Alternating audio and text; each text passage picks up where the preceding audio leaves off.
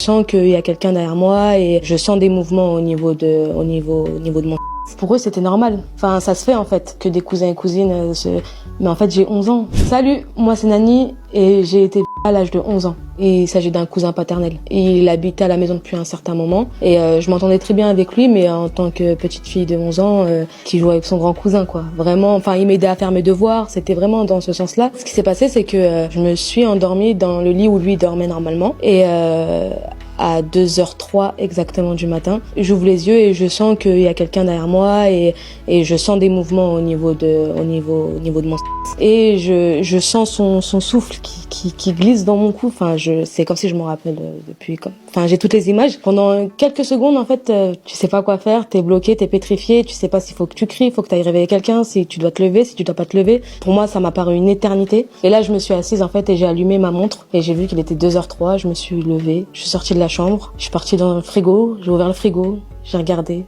Je savais pas quoi faire. J'ai refermé, je suis partie dans la chambre de ma mère rejoindre mon petit frère et ma petite sœur qui dormaient dans le lit en fait. Et je me suis tue jusqu'au... Bonsoir à tous, bonsoir, j'espère que vous allez bien. Bienvenue sur ma chaîne YouTube. Pour les nouveaux, abonnez-vous. Pour les anciens, merci à vous. Vous êtes là, vous me faites confiance. On est de plus en plus nombreux et merci infiniment, ok? Alors aujourd'hui, petite vidéo un peu spéciale. Ça parle d'inceste encore malheureusement. Et c'est une jeune fille qui nous raconte un peu son histoire que malheureusement à l'âge de 11 ans elle s'est fait toucher par son grand cousin. C'est pas quelqu'un d'autre, c'est son grand cousin. Donc un de ces quatre il dormait. Pour elle, elle a 11 ans, son grand cousin, il y a rien de elle n'a pas une pensée, elle n'a pas une arrière-pensée. De toute façon, les jeunes. Elle dort. Il est assez tard dans la nuit. Il commence à la toucher, la frôler un peu. Et elle est un peu choquée. Elle va dans le frigo. Elle se sert un truc. Enfin, elle voulait se servir un truc. Mais en fait, elle était en état de choc. Elle a ouvert le frigo, etc. Et en fait, elle ne savait même pas ce qu'elle faisait. Elle l'a dit à personne, bien sûr. Tabou oblige. Et elle a eu la force, le lendemain, de le dire à sa grande sœur. Elle n'a pas dit à sa mère directement. Sa grande sœur, évidemment, l'a pas cru, ou elle l'a mis en garde en lui disant si c'est faux, vaut mieux que tu le dises maintenant que ça aille plus loin. Elle lui a confirmé que c'était vrai par écrit, parce qu'elle était tellement tétanisée qu'elle n'a même pas pu sortir un mot de sa bouche. Maintenant, l'engendrement, enfin, comment ça s'appelle? L'engrainement, excusez-moi, je dis des conneries. L'engrainement fait que la grande sœur l'a dit à son grand frère et ensuite le grand frère l'a dit à la mère. Réunion de famille et elle a confirmé tout ça. Et après, ils sont partis au commissariat. Maintenant, c'est là que les choses changent, malheureusement. Parce que c'est son grand cousin. De l'autre côté, ils ont appelé pour dire qu'elle n'a qu'à retirer la plainte, etc. Ils ont menacé un peu, ou ils ont un peu fait la pression. Ils ont un peu mis la pression sur la mère, sa mère à elle, à la jeune fille agressée, pour qu'elle retire la plainte. C'est ce qu'elle a fait. Et donc du coup, la plainte, elle a été, entre guillemets, classée sans suite, mais en stand-by. Jusqu'à qu'elle grandisse, jusqu'à que là, récemment, on lui dise que sa plainte n'était pas fermée. Mais ça ira pas plus loin, en vrai. Donc je voulais parler de ce cas-là parce que malheureusement, il y a encore trop de tabous dedans.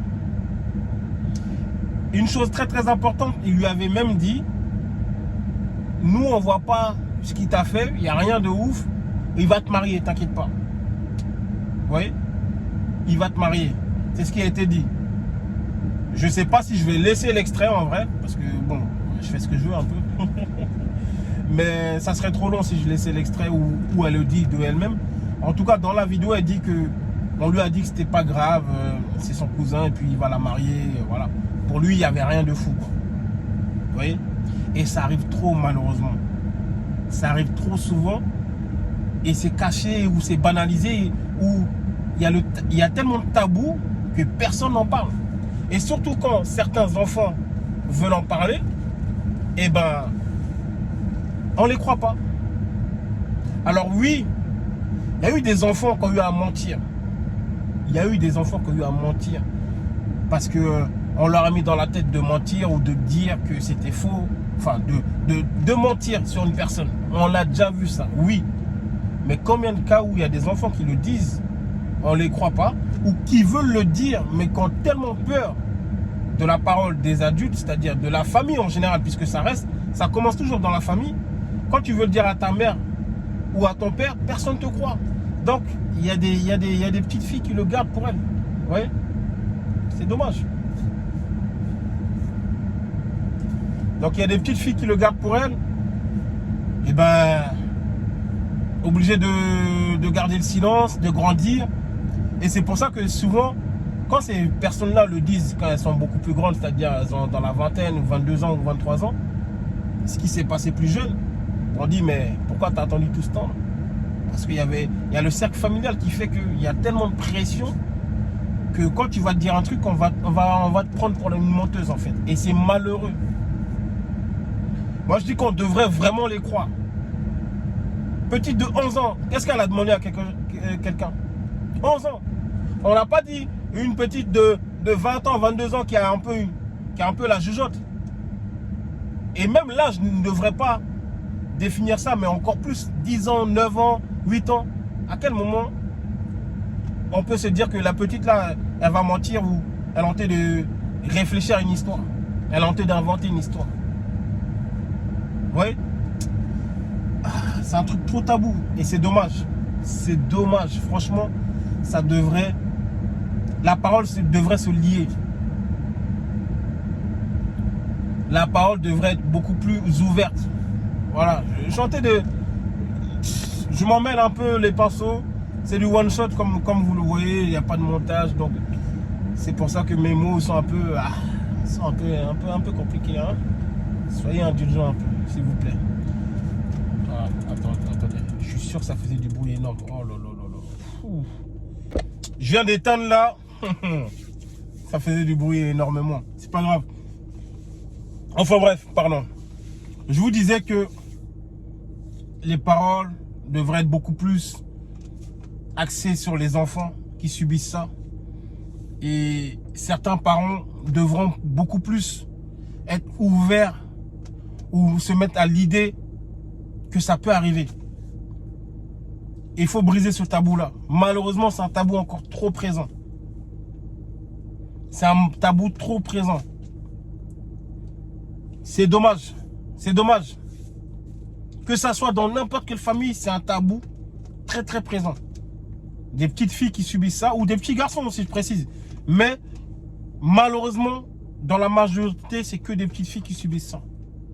Par un grand cousin, un oncle, un beau-père, un beau-frère, je sais pas, mais il y a tellement de trucs.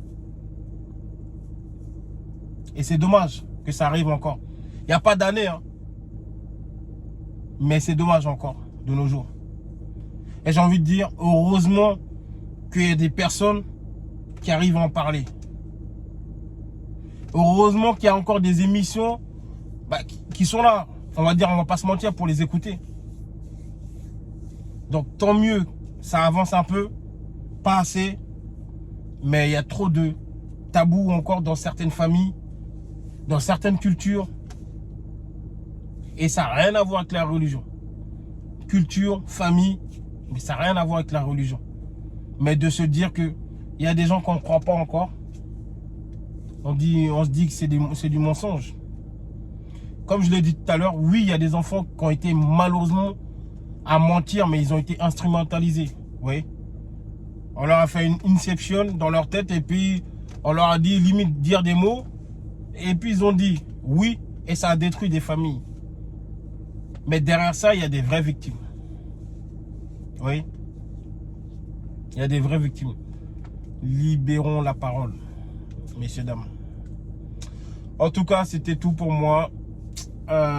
Likez, partagez, mettez un gros pouce bleu et commentez, c'est le plus important. Donc on se dit à bientôt et je vous dis bonne soirée. On s'attrape.